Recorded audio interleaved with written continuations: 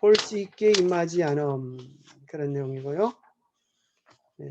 그 다음에 또 이번에는 세과를 합니다. 두 번째는 아이들을 축복하심, 예수님께서 아이들을 축복하신 내용. 세 번째는 내게 한 가지 부족한 것이 있으니, 이 부자 청년에 대한 내용을 다루게 됩니다. 그래서 오늘은 이 세 권을 다 다루기에 시간이 혹 부족할지라도 개인적으로 말씀을 깊이 명상하면서 은혜를 누리면 좋겠습니다. 자, 우선 해당되는 성경절을 한번 읽어보겠습니다. 제가 짝수를 읽고 여러분들께서 홀수절을 읽으시면 좋겠습니다. 바리새인들이 하나님의 나라가 어느 때에 임하나이까 묻거늘 예수께서 대답하여 이르시되 하나님의 나라는 볼 수 있게 임하는 것이 아니요 또 여기 있다 저기 있다고도 못하리니 하나님의 나라는 너희 안에 있느니라. 또 제자들에게 이르시되 때가 이르리니 너희가 인자의 날 하루를 보고자 하되 보지 못하리라. 자, 예수님께서 왜 하나님의 나라는 볼 수 있게 임하는 것이 아니라 우리 안에 있다고 말씀하셨을까요? 김은지 자매님 한번 얘기해 보세요. 잘 모르겠는데요. 예, 오늘 교과를 통하여 배우면 되겠습니다. 사람들이 예수께서 만져주심을 바라고 자기 어린 아기를 데리고 오매 제자들이 보고 꾸짖거늘 예수께서 그 어린아이를 불러 가까이 하시고 이르시되 어린아이들이 내게 오는 것을 용납하고 금하지 말라. 하나님의 나라가 이런 자의 것이니라. 내가 진실로 너희에게 이르노니 누구든지 하나님의 나라를 어린아이와 같이 받아들이지 않는 자는 결단코 거기 들어가지 못하리라 하시니라. 예, 여기 보면 예수님께서 이 어린아이들을 참으로 사랑하셨던 사실을 보게 됩니다. 그런데 예수님의 제자들은 어린아이들이 예수님께 가까이 오는 것을 왜 꾸짖고 이렇게 예수님 가까이 오지 못하게 했을까요? 방해가 된다고 생각했기 때문에 예수님의 사업에. 예. 그렇지만 예수님께서는 그 어린아이 한 명 한 명을 존중하시고 또 사랑해 주셨음을 발견하게 됩니다. 자, 세 번째 사건은 어떤 관리가 물어 이르되 선한 선생님이여 내가 무엇을 하여야 영생을 얻으리까? 예수께서 이르시되 내가 어찌하여 나를 선하다 일컫느냐 하나님 한 분 외에는 선한 이가 없느니라. 내가 계명을 안 하니 간음하지 말라, 살인하지 말라, 도둑질하지 말라, 거짓 증언하지 말라, 내 부모를 공경하라 하였느니라. 여짜오되 이것은 내가 어려서부터 다 지키었나이다. 예수께서 이 말을 들으시고 이르시되 네게 아직도 한 가지 부족한 것이 있으니 내게 있는 것을 다 팔아 가난한 자들에게 나눠주라. 그리하면 하늘에서 너에게 보화가 있으리라. 그리고 와서 나를 따르라 하시니. 그 사람이 큰 부자이므로 이 말씀을 듣고 심히 근심하더라. 자, 이 청년은 하나님의 십계명에 대한 이야기를 들었을 때에 이것은 내가 어려서부터 다 지켰다고 이야기합니다. 근데 왜 어려서부터 다 지켰다고 이야기하는데 예수님은 그 청년에게 부족한 것이 있다고 말씀하실까요? 왜 그렇죠? 행위로 지키고 성령으로 지키지 않았기 때문에. 예, 아무래도 이 청년이 지켰던 것은 부자 청년이 지켰던 십계명에 대한 이해는 문자적인 내용들, 살인하지 아니하고 간음하지 아니하고 도둑질하지 아니하고 거짓말하지 않고 내 부모를 공경했다. 이런 내용들을 이야기하는 것 같습니다. 그러나 예수님께서 그렇게 말씀하신 것은 그 십계명의 정신, 정말 하나님을 사랑하고 이웃을 사랑하는 마음이 없음을 지적하시는 것 같습니다. 자, 몇 가지 이런 질문을 좀 만들어 보았는데요. 천국은 어디에서 시작하는가? 왜 예수님은 어린아이들을 금하지 않으시고 환영하셨나? 또 부자 청년에게 부족한 한 가지는 무엇이었나 이런 주제를 한번 생각해 보면 좋겠습니다. 자, 시대의 소망에 나와 있는 말씀을 한번 읽어보면 이렇습니다. 바리새인들이 예수에게 나와 하나님의 나라가 어느 때에 임하나이까 하고 물었다. 침례 요한이 나팔 소리가 온 땅에 울리는 것처럼 천국이 가까웠느니라는 기별을 전한 지도 벌써 3년 이상이 지났다. 그러나 아직도 이 바리새인들은 왕국이 설립되었다는 아무런 증거를 보지 못하였다. 요한을 거절하고 매 발걸음마다 예수를 반대한 많은 사람들은 예수의 사명이 실패했다고 암시하고 있었다. 침례 요한이 제일 먼저 전했던 기별은 회개하라 천국이 가까웠느니라 그렇게 기별을 외쳤는데 그렇게 기별을 전한 지 벌써 3년 이상이 지났는데도 그들은 천국이 눈에 보이지 않는다고 그렇게 이야기를 했습니다. 예수께서는 하나님의 나라는 볼 수 있게 임하는 것이 아니요 또 여기 있다 저기 있다고도 못하리니 하나님의 나라는 너희 안에 있느니라고 대답하셨다. 하나님의 나라는 마음에서 시작된다. 하나님의 나라가 임하는 표로 세속적 권력이 나타나는 것을 보기 위해 이곳저곳을 바라보지 말라. 여기 참 놀랍게도 하나님의 나라는 볼 수 있게 임하는 것이 아니요 또 여기 있다 저기 있다고도 못하리니 하나님의 나라는 너희 안에 있느니라 그렇게 말씀하셨어요. 하나님의 나라는 너희 안에 있느니라. 왜 그럴까요? 자, 여기 보면 하나님의 나라는 만약에 이것이 너희 안에만 있다고 하면 우리 마음속에만 있다고 하면 가치가 좀 적을 것 같아요. 그래서 여기 표현하기를 하나님의 나라는 마음에서 시작이 된다. 마음에서 시작이 되지만은 나중에는 보여지는 나라로 나타납니다. 그래서 하나님의 나라가 자 하나님의 나라 이렇게 표현되어 있지 우리는 흔히 하늘나라를 좋아합니다. 천국을 좋아하죠. 그런데 오늘 본문에 보면 또 누가복음 이런 데 보면 하나님의 나라라고 되어 있어요. 바로 하나님의 나라라고 표현하는 것은 하나님께서 다스리는 나라 그런 뜻이 있겠죠. 그래서 하나님의 나라는 하나님이 그 마음을 다스리는 사람들이 다스림을 받는 사람들의 마음속에 평화와 기쁨, 즐거움이 넘쳐나는 것을 하나님의 나라로 표현한 것입니다. 그래서 하나님의 나라는 예수 그리스도를 우리 마음에 모실 때에 시작이 되어집니다. 그래서 예수님으로 인한 기쁨, 즐거움, 행복이 우리 안에 가득 차는데 그것을 무슨 왕국이라 그래요? 은혜의 왕국. 이 땅에서 은혜의 왕국을 맛본 사람은 예수님이 실제적으로 다스리는 그 영광의 나라에 들어가게 될 것입니다. 영광의 나라에는 다시는 아픔이나 눈물이나 고통이 없는 소망의 나라입니다. 이 땅에서 우리가 은혜의 왕국에 들어간 자들은 하나님의 나라가 얼마나 아름다운지 미리 맛을 볼 수 있게 될 것입니다.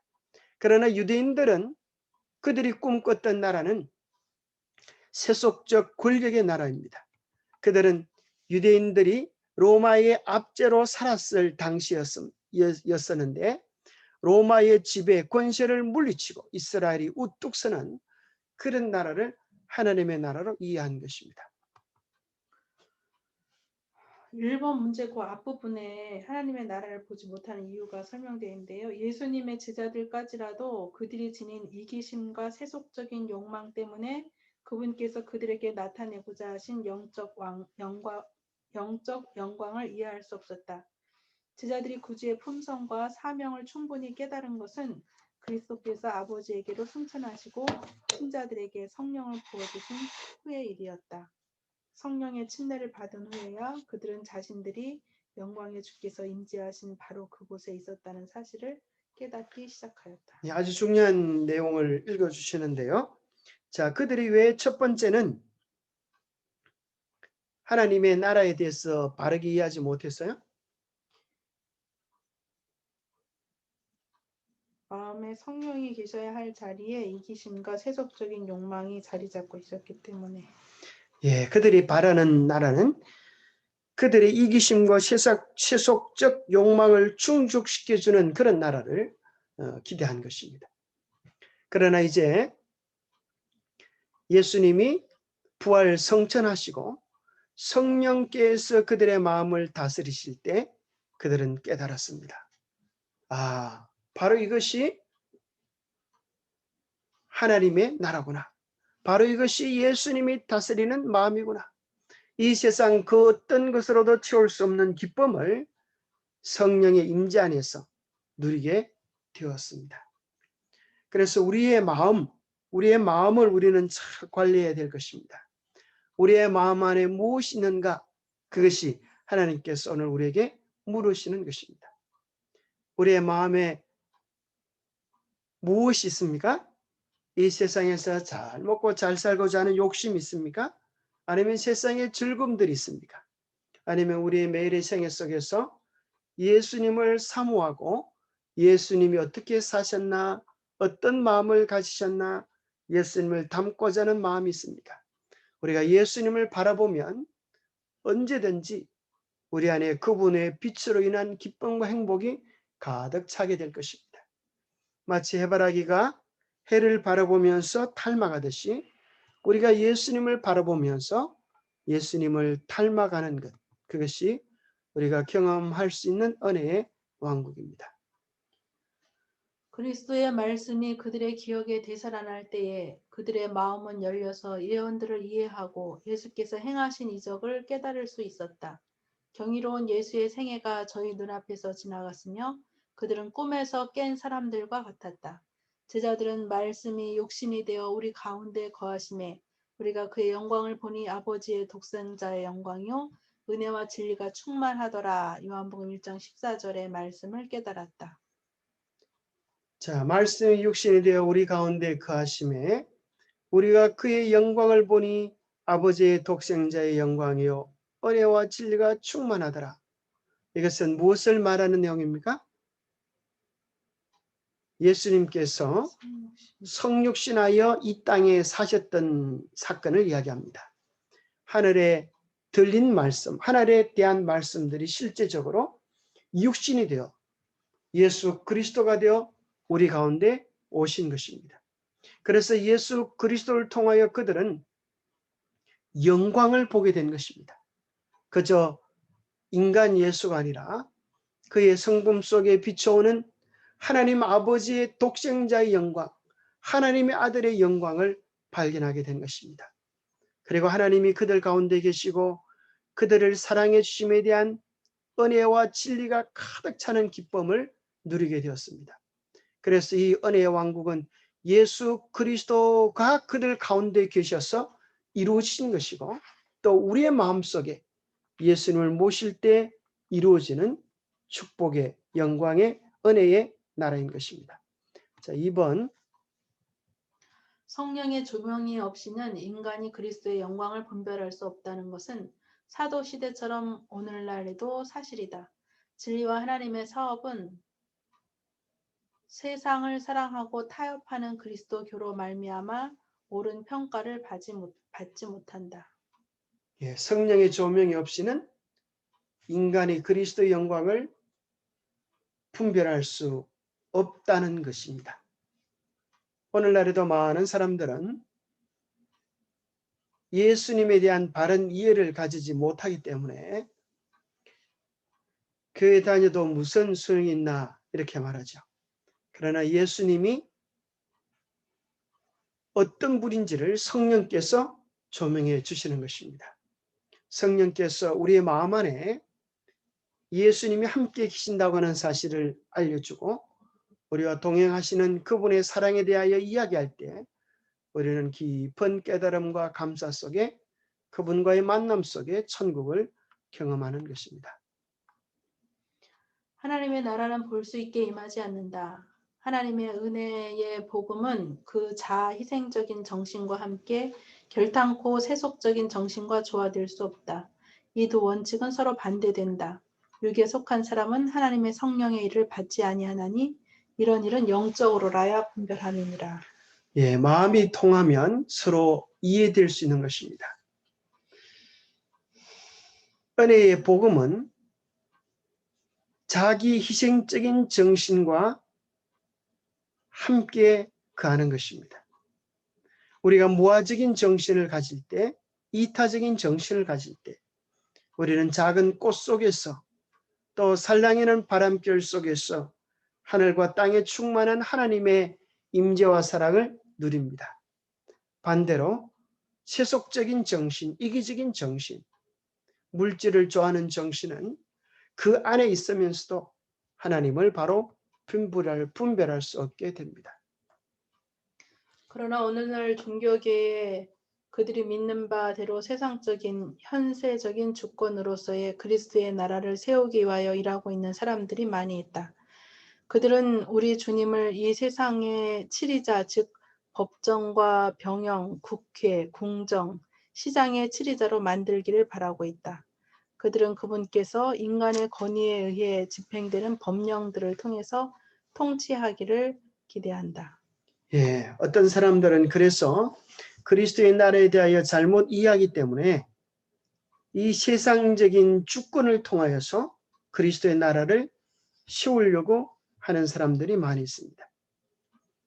그래서 종교와 정치가 일치되어지면 정말 온 세상에 그리스도의 나라가 도래하는 것일까요? 아닙니다. 바로 그것이 즉 그리스도의 나라입니다. 왜냐하면 그리스도는 결코 사람의 마음을 법으로 강요하여서 믿게 하시는 분이 아니십니다. 진정한 마음으로 우리가 주님을 사랑할 때 주님은 그 마음의 예배를 즐겨 받으시는 것입니다. 중세시대 때가 정치와 종교가 결탁되었던 시대였습니다. 핍박당하던 기독교가 자유를 누리고 기독교를 받아들이게 되면 많은 사람들이 많은 혜택을 얻을 수 있게 되어지자 정말 마음으로 예수님을 사랑하는 사람들보다 기독교를 믿음으로 인하여 누리는 혜택을 얻고자 하는 외형적인 유익을 추구하는 사람들 때문에 기독교는 오히려 타락하고 진리를 잃어버리고 타협하는 영적 어둠 속으로 들어갔던 예를 생각해 볼 수가 있습니다.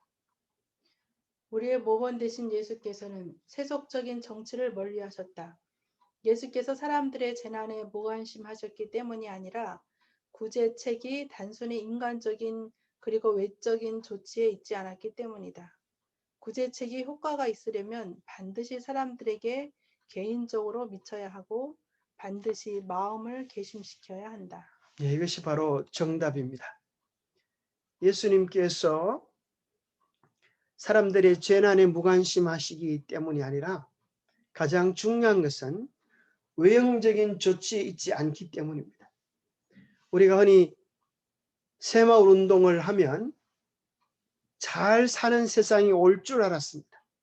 마을길도 넓히고 초가집도 없애어서 우리가 경제적으로 부강한 나라는 되었지만 잘 사는 나라, 행복한 나라는 만들지 못했습니다. 문제는 무엇입니까? 우리의 마음이 변화되어야 행복한 나라가 온다는 것입니다.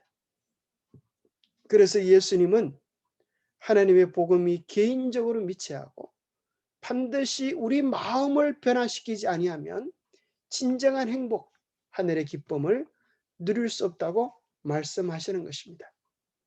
그리스도의 나라는 법정이나 회의나 입법기관의 결정 또는 세상의 위인들의 후원을 얻어 설립되는 것이 아니요 그리스도의 성품을 성령의 도우심으로 인간의 마음에 심음으로 이루어진다.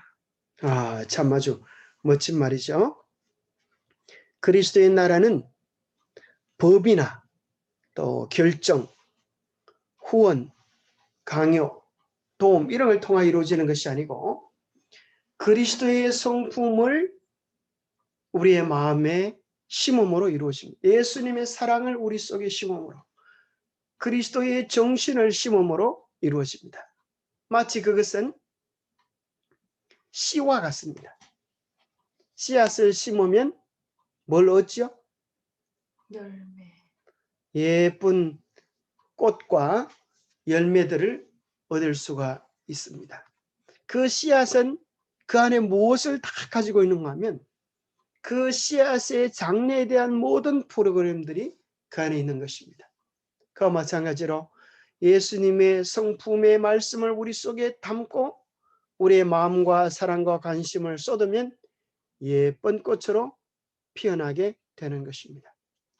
영접하는 자 곧 그 이름을 믿는 자들에게는 하나님의 자녀가 되는 권세를 주셨으니 이는 혈통으로나 육정으로나 사람의 뜻으로 나지 아니하고 오직 하나님께로서 난 자들이니라. 그래서 개인적으로 우리 마음 안에서 그 일이 이루어질 때 비로소 우리 안에 천국이 이루어지는데 그것은 곧 예수 그리스도를 개인의 구주로 영접함으로 이루어지는 거라고 말씀하고 계시는 것입니다. 그래서 마치 씨앗을 심듯이 우리의 마음의 중심에 예수 그리스도를 우리의 생애의 주인으로 모실 때 그런 일들이 시작이 되어집니다.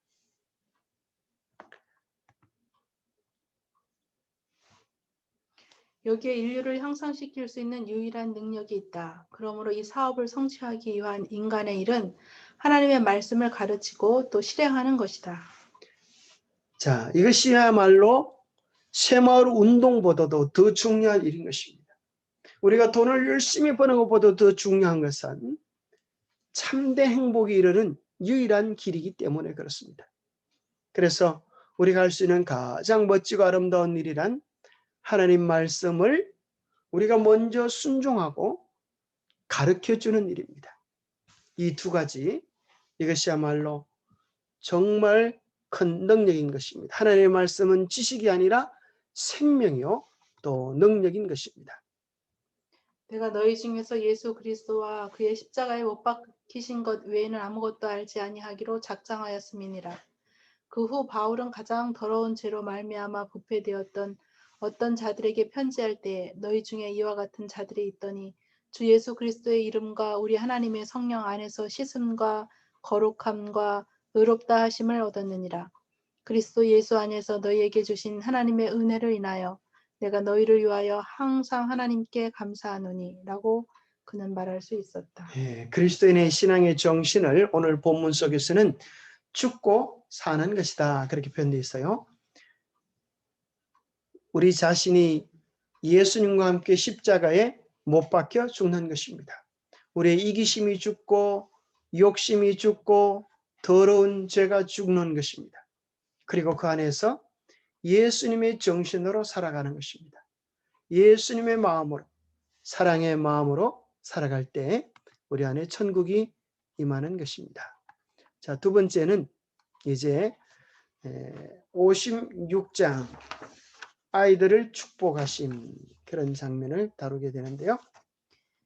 유대인들에게는 아이들을 어떤 랍비에게 데려가서 그가 아이들에게 손을 얹어 축복하게 하는 풍습이 있었다. 그러나 구주의 제자들은 이런 일로 방해를 받기에는 예수 그리스도의 사업이 너무나 중대하다고 생각하였다. 어머니들이 어린 자녀들을 데리고 예수께 나올 때에 제자들은 그들을 미워하는 눈으로 바라보았다. 제자들이 참 오해를 했어요. 자, 유대인들은 어떤 풍습이 있었는가 하면 아주 존경할 만한 선생님이나 또 그런 좋은 분이 오실 때에 그런 분에게 어린아이들을 데리고 가서 그 아이에게 손을 얹어 축복하게 하는 그런 풍습이 있었습니다. 이것은 정말 어린아이들의 마음속에 꿈을 꾸게 하고 또 장래 훌륭한 사람에 대한 그런 기대를 가지게 하는 참으로 좋은 그런 풍습이라고 생각합니다.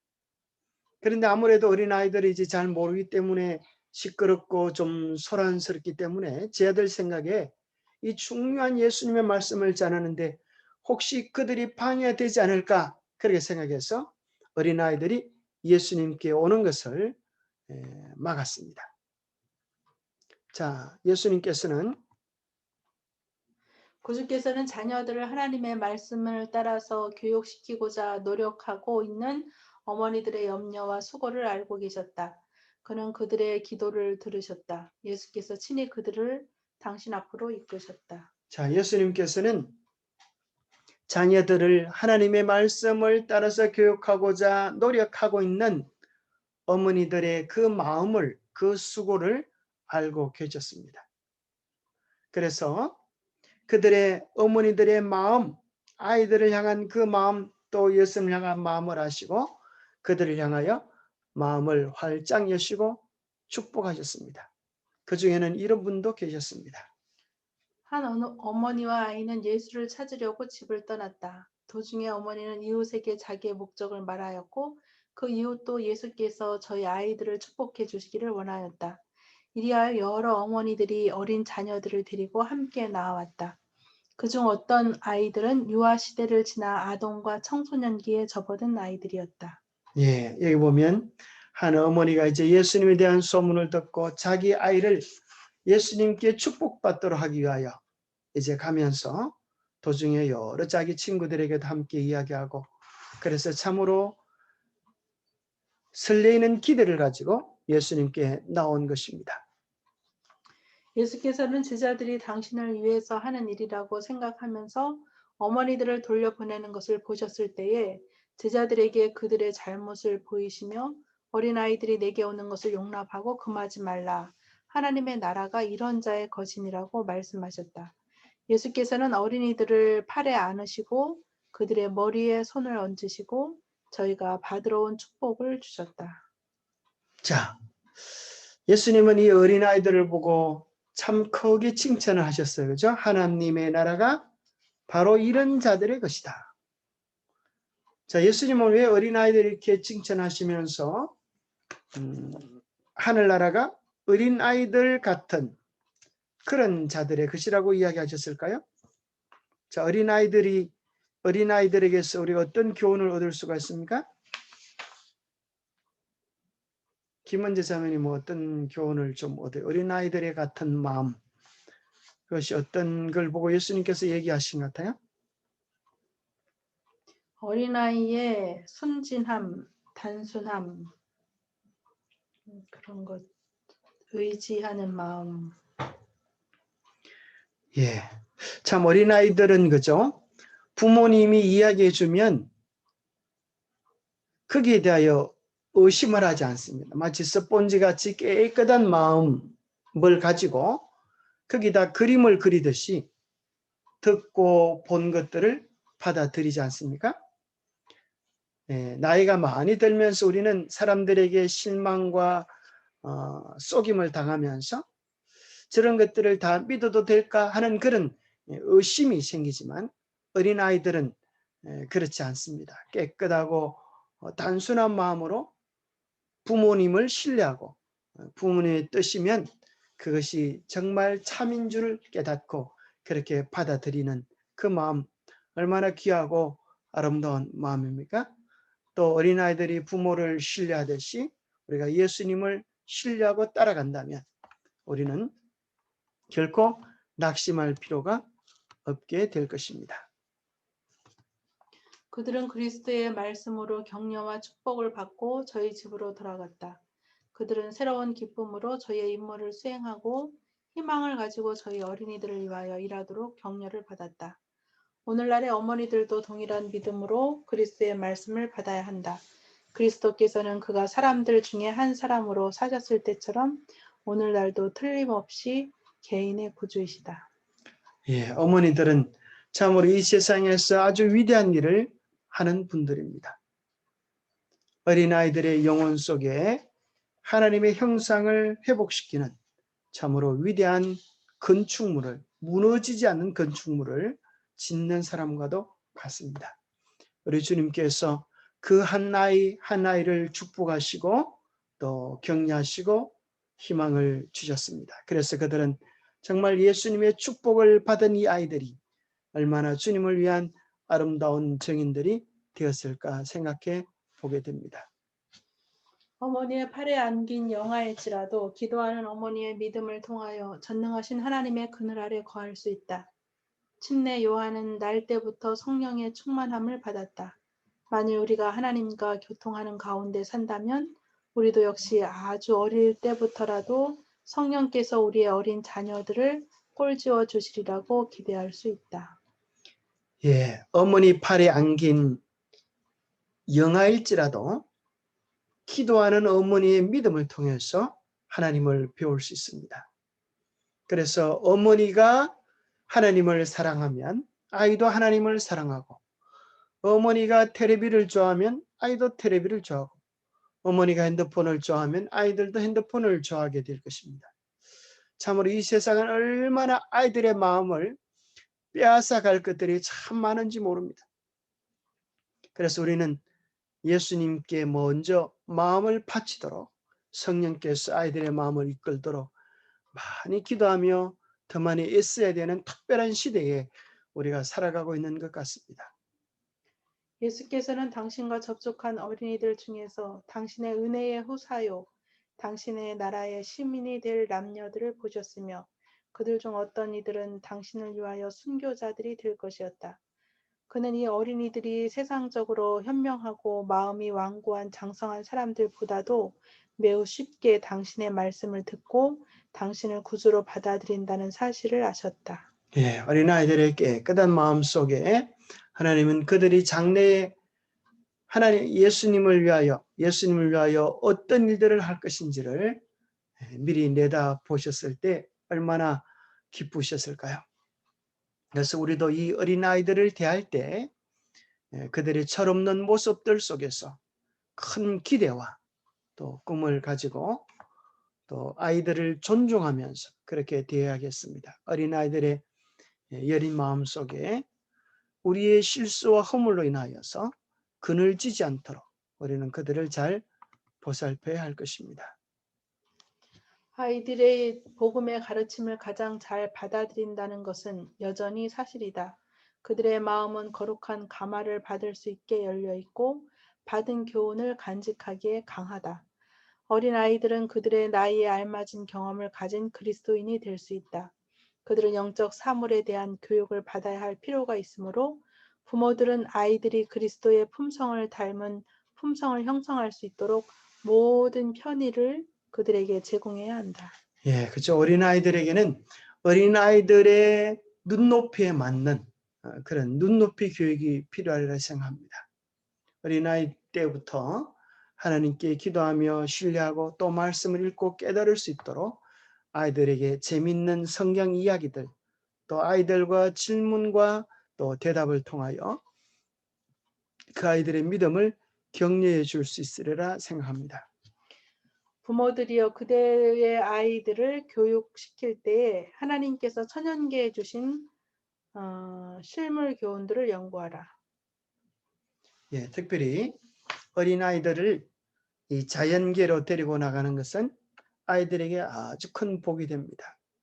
어린아이들의 지능들이 맑은 물소리, 또 풀들, 모래, 흙들을 만지면서 바르게 자라갈 수가 있습니다. 그대가 석축이나 장미나 백합을 기르고자 할 때에 어떻게 하는가? 어떤 과정으로 그가 모든 가지와 잎사귀를 매우 아름답게 번성하게 하고 균형 잡히고 사랑스럽게 자라게 하는지 정원사에게 물어보라. 그는 이것을 거칠게 취급하거나 과격한 노력으로 된 것이 아니라고 말할 것이다. 그 까닭은 그렇게 하면 연한 줄기들만 부러뜨릴 것이기 때문이다. 예, 어린아이들과 더불어서 함께 꽃이나 식물들을 가꾸어 보는 것은 참으로 많은 유익을 얻게 할 것입니다. 어머니는 아이들을 가꾸는 정은사와 같습니다. 정은사가 결코 그 연약한 식물들을 거칠게 취급하거나 과격하게 취급하지 않습니다. 그렇게 한다면 부러진 것은 다시 회복되기 어렵기 때문에 그렇습니다. 그것은 작은 주의들을 자주 반복함으로써 이루어진다. 그는 땅을 촉촉하게 하고 자라나는 식물들을 심한 바람과 자결하는 태양에서 보호하였으며 하나님께서는 그것들이 자라나 아름다운 꽃이 피게 하셨다. 예, 그래서 어린 자녀들에게는 큰 교훈들을 작게 잘라서, 그죠? 작은 주의들을 자주 아이가 알아들을 수 있도록 반복해야 된다고 이렇게 이야기하죠. 그래서 결코 부모들의 언어 속에 또 마음 속에서 썩냄이나 조급함이나 이런 것들이 나타나지 않도록 끊임없이 기도해야 될 것입니다. 때로 부모들이 기분이 좋을 때는 많이 용납하다가 부모들이 기분이 나쁠 때는 엄격하게 아이들을 가르치면 아이들의 마음속에 저것은 원칙이 아니라 부모의 기분 때문에 저러는 거야. 이렇게 하면서 바른 교훈을 줄 수가 없습니다. 어린 아이들이나 또 나이 드신 분은 또 비슷한 생각이 듭니다. 어떤 그런 이야기가 있죠. 연로하신 아버지가 아들에게 물었습니다. 까마귀가 까마귀가 뭐라 그래요?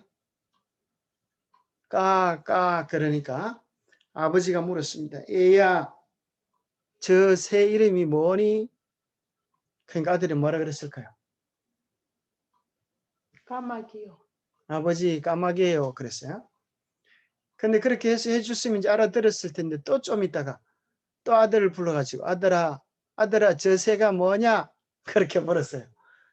뭐라 그랬을까요? 까마귀라니까요. 또 물으니까 답답해가지고 그랬어요.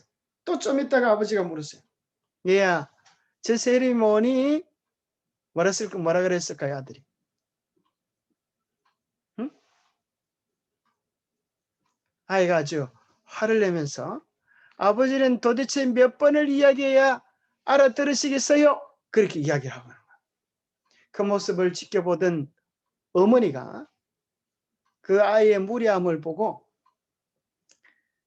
방으로 들어가서 아버지의 일기장을 가지고 왔어요. 그 일기장에는 이렇게 적혀 있었습니다. 우리 아들이 오늘 까마귀를 무슨 새냐고 물었다.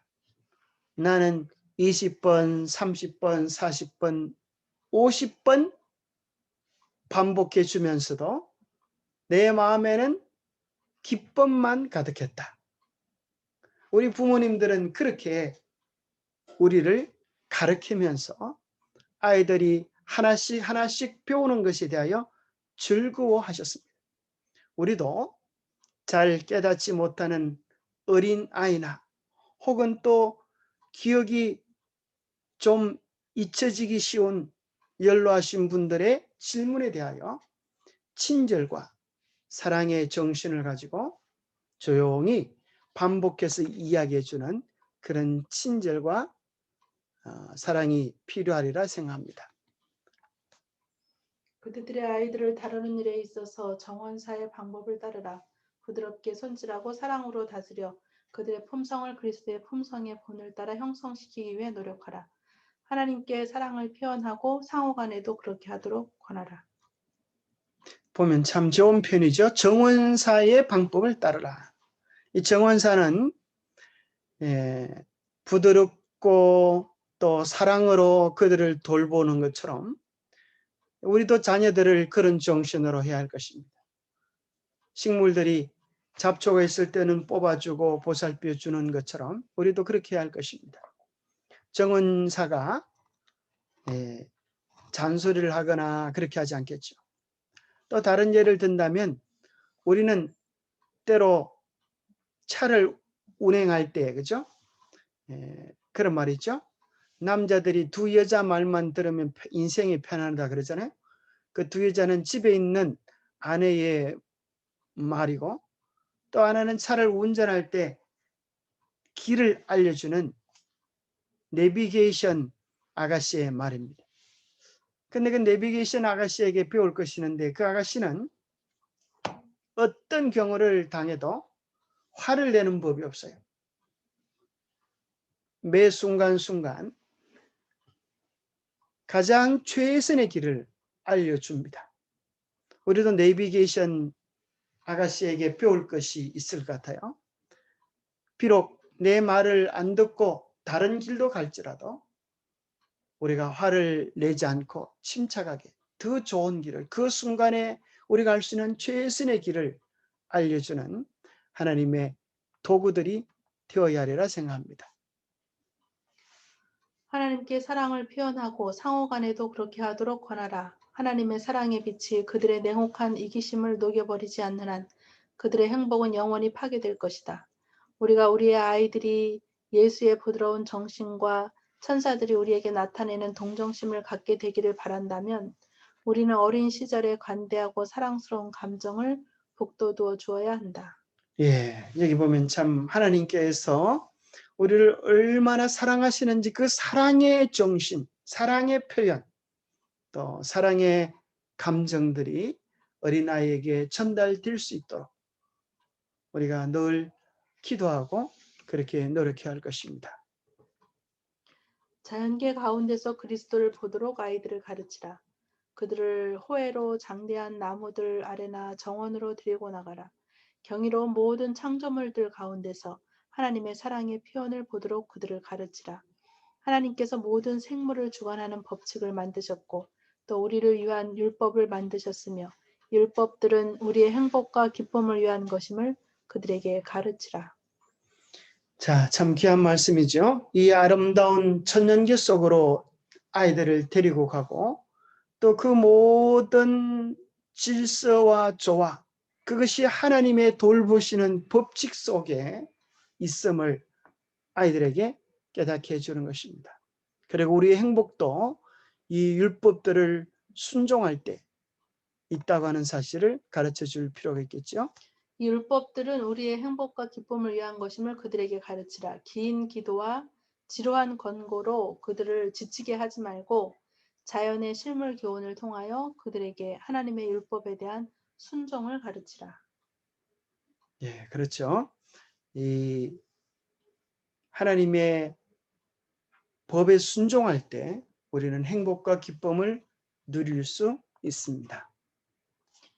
그대가 그리스도의 추종자들로서 그들의 신임을 받는다면 그리스도께서 우리를 사랑하신 큰 사랑을 그들에게 가르치기 쉬울 것이다. 그대가 구원의 진리를 설명하고 그리스도를 개인의 구주로 아이들에게 가르치려고 노력할 때에 천사들이 그대의 곁에 있을 것이다. 주께서는 세계의 희망이신 베들레헴의 아기에 대한 귀중한 이야기에 그들의 어린 자녀들이 흥미를 끌 수 있는 은혜를 부모들에게 주실 것이다. 예, 먼저 우리가 아이들에게 신임을 받는 부모가 될 필요가 있어요. 부모도 아이를 사랑해 주듯이 자녀도 존경하는 그런 어머니가 될 필요가 있습니다. 어떤 분을 제가 본 적이 있는데 그분의 자녀들은 정말 부모의 말을 귀담아 듣고 순종합니다. 왜 그런지 여쭤보니까 또 그 모습을 지켜보니까 부모가 먼저 본을 보인 것입니다. 아무리 바쁜 일을 하다가도 자녀가 무엇을 요청할 때는 하던 일을 멈추고 아이의 요청에 귀를 기울이고 도와주는 것입니다. 부모의 그런 모본과 존중, 사랑의 표현들이 아이들의 마음속에 나는 사랑받고 있고 존중받고 있고 귀중히 여김을 받고 있구나. 그러한 사랑을 받은 나도 부모의 뜻에 대하여 부모의 마음에 대하여 존중하고 사랑해야지 그런 생각이 들도록 하는 것입니다. 그래서 우리는 하나님 사랑을 많이 받고 그것을 나누어 주려고 하면 먼저 우리가 신임을 받고 아이들에게 어릴 때 아이들이 금방 부모의 품을 떠나는 것입니다. 오늘 이 세상은 얼마나 많은 죄악들이 넘실거리는 세상인지 모릅니다. 아이들이 품이 있을 때에 하늘의 그 아름다운 복음의 진리를 증거해 주어서 우리가 하늘 참 백성이 되도록 애를 써야 할 것입니다. 마치 모세의 어머니가 모세를 몇 살까지 키웠어요? 12살. 12살까지 키우면서 파른 하늘의 도리를 교훈을 모세에게 심어 주었을 때 애굽의 그 많은 유혹들이 모세의 삶을 깨뜨리지 못하게 되었습니다. 그래서 어린아이들의 마음속에 참된 복음을 어머니의 입술을 통하여 심어줄 필요가 있겠습니다. 자, 이제 부자 청년에 대한 내용을 다루고 있습니다. 그리스도는 그의 성품을 깃들어 보시고 그를 사랑하셨다. 그리스도에 대한 사랑이 그 관원의 마음에 일어나고 있었다. 왜냐하면 사랑은 사랑을 낳기 때문이다. 예수께서는 그가 당신의 동역자가 되기를 원하셨다. 자, 예수님은 이 청년의 성품을 꿰뚫어 보셨습니다. 정말 그가 하나님께 마음을 바친다면 얼마나 유용한 도구로 쓰여질 수 있을까? 거기에 대하여 큰 기대를 가지고 이 청년에게 가장 중요한 것을, 정말 하나님을 위하여 쓸모 있는 사람이지만은 그의 마음을 붙잡고 있는 한 죄에 대하여 예수님은 지적하셨습니다. 예수께서는 내게 오히려 한 가지 부족한 것이 있으니 네가 온전하고자 할진대 가서 내 소유를 팔아 가난한 자들을 주라. 그리하면 하늘에서 보화가 내게 있으리라. 그리고 와서 나를 쫓으라고 말씀하셨다. 그리스도께서는 관원의 마음을 읽으셨다.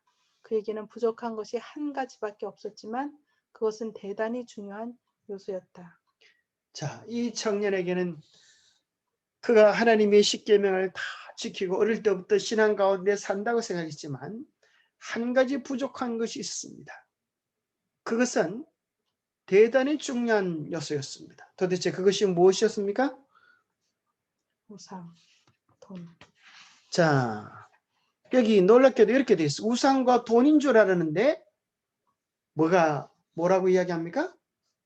한번 읽어주세요. 그는 심령 속에 하나님의 사랑을 필요로 하였다. 이 부족은 보충되지 않으면 그에게 치명적이 될 것인가? 이는 그의 온 성질이 부패하게 될 것이기 때문이다. 방종으로 말미암아 이기심은 더욱 굳어진다. 하나님의 사랑을 받기 위해서 자신을 최고로 사랑하는 그 마음을 포기해야만 하였다. 예, 이 청년 속에 필요되었던 그 한 가지는 하나님의 사랑입니다. 그 청년은 하나님의 사랑을 정말 깊게 깨닫고 그 사랑을 경험하는 시간들이 없었습니다. 율법은 지켰는데. 예, 그래서 그의 마음은 이기적이었고 또 재물을 사랑하는 그 마음에 붙잡혀 있었습니다. 그는 하늘의 보화를 원하였지만 그의 재산이 가져올 현세의 유익도 원하였다. 그는 이런 상태에 놓여 있음을 슬퍼하였다. 그는 영생을 원하였으나 기꺼이 희생하려고 하지 않았다. 자, 그는 하늘도 원하고 세상도 원했습니다. 그리스도께서는 그 관원으로 하여금 그가 그리스도인의 품성을 완성시킬 수 있는 곳에 처하게 할 수 있는 유일한 조건을 말씀하셨다. 예수의 말씀은 엄격하고 가혹한 것처럼 보였지만 그것은 지혜의 말씀이었다. 이 말씀을 받아들이고 순종하는 것만이 관원에게 있어서 유일한 구원의 희망이었다. 그의 높은 지위와 재산은 그의 성품을 악으로 인도하는 교묘한 가마를 끼치고 있었다. 그것을 계속 간직한다면 그것들은 하나님 대신 그의 사랑을 차지할 것이다. 하나님께로부터 다소라도 물러가는 것은 도덕적인 능력과 효능들을 감소시킬 것을 계속 보유하고 있는 것이다. 이 세상 사물을 귀중히 여기면 그것들이 아무리 불확실하고 무가치할지라도 마음을 모두 빼앗고 말 것이기 때문이다. 자, 높은 지위와 재산, 그것 자체는 악이 아닙니다. 그러나 그것을 사랑하는 마음이 하나님의 마음을 대신한다면 그것은 악이 되고 죄가 되는 것입니다. 우리의 마음속에 하나님을 사랑하는 것보다도 이 세상을 더 사랑하는 마음이 있다고 하면 결국 그것은 우리의 모든 것들을 빼앗아 버리고 말 것입니다. 예수님은 그의 마음속에 재물이 우상이 되어진 것을 아시고 이 죄에서 그를 건져내기를 원하셨습니다. 그래서 하나님을 향한 사랑으로, 이웃을 향한 사랑으로 그의 재물을 들여보면서 하나님께서 그를 얼마나 복주시고 얼마나 귀하게 여기시는지 하나님의 도구로 쓰여지는 기쁨을 누려보기를 제안하신 것입니다. 그러나 그 청년은 재물이 많은 거로 근심하여 주님을 떠나갔습니다. 그가 이제 죽어서 예수님을 보았을 때, 예수님이 오실 때에 보았을 때 그는 무엇을 깨닫게 될까요? 그가 잘 선택했다고 생각이 될까요? 아니면 그가 큰 손실을 당했다고 생각할까요? 이 세상에 그 어떤 것도 하늘과 견주면 정말 무가치하고 아무것도 아니라고 하는 사실을 우리는 기억해야 할 것입니다. 하늘을 잃게 하는 것이라고 하면 그것이 아무리 중요한 것일지라도 쓰레기에 지나지 않는다는 사실을 우리는 기억해야 되겠습니다. 우리는 그 청년이 했던 생각을 버리고 우리는 이렇게 말할 수 있어야 되겠습니다. 그리스도와 동역자가 되고 주여 나의 모든 소유와 나의 전 존재가 당신의 것입니다. 라고 말할 수 있는 사람만이 하나님의 자녀로 인정을 받을 것이다. 하늘을 갈망함에도 불구하고 제시된 조건들 때문에 돌아서 버리는 것이 무엇을 의미하는지 모든 사람들은 숙고해야 한다. 그리스도께 아니요 라고 말함이 무엇을 의미하는지 생각하라. 예, 우리는 이렇게 말할 수 있는 사람이 되면 좋겠지요? 그리스도와 동역자가 되고 주여 나의 모든 소유와 나의 전 존재가 당신의 것입니다. 그렇게 말하는 사람은 참된 하늘 백성입니다.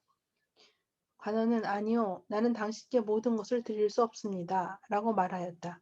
구주께서는 하나님께서 우리에게 하도록 맡기신 사업을 우리와 함께 하시겠다고 제의하신다. 그는 하나님께서 우리에게 주신 재산을 세상에서 그분의 사업을 진척시키는 데 사용하자고 제의하신다. 오직 이 방법으로만 구주께서 우리를 구원하실 수 있다. 예, 하나님께서는 우리에게 다양한 방법으로 우리를 주님의 사업에 초청하고 계시는 것입니다. 이 음성에 순종함으로 우리가 더 깊은 주님의 사랑들을 누릴 수 있는 우리 모두가 되면 좋겠습니다. 자, 잠깐 기도하고 마치겠습니다. 하나님 아버지, 오늘 우리들에게 천국이 어디에 있는지 깨닫게 하심을 인하여 감사합니다. 우리의 마음속에 참으로 하늘 보좌를 부리시고 이 땅에 오신 예수 그리스도를 우리의 마음의 왕으로 모시게 하여 주시옵소서. 그래야 주님을 생각하며 주님을 닮아가는 것 속에서 이 땅 어느 곳에서도 맛보지 못했던 천국을 경험하게 도와주시옵소서. 우리 주위에 있는 작은 아이들을 사랑과 친절로 돌봄으로 하나님의 나라를 확장시키게 하여 주시옵소서. 우리의 마음속에 예수님보다 더 사랑하는 그 어떤 것들이 없도록 우리의 마음의 돌들을, 우리의 마음의 가시들을 뽑게 하여 주시옵소서. 그래야 주님의 복음이 우리 안에 온전히 심어져서 30배, 60배, 100배 열매 맺는 거듭난 그리스도인의 삶을 살아가게 하여 주시옵소서. 하나님의 특별한 도심과 인도하심이 오늘 머리 숙여 기도하는 당신의 백성들 위해 함께하여 주시고 우리의 삶이 하나님 보시기에 아름답고 존귀한 삶이 될 수 있도록 축복하여 주시옵소서. 날마다 예수님을 마음의 중심에 모시고 그분과 함께 동행하는 귀하고 복된 삶이 우리 모두의 삶이 되도록 지키시고 인도해 주시옵기를 우리 주 예수 그리스도 이름 모자하여 간절히 간구하옵나이다. 아멘. 예, 감사합니다.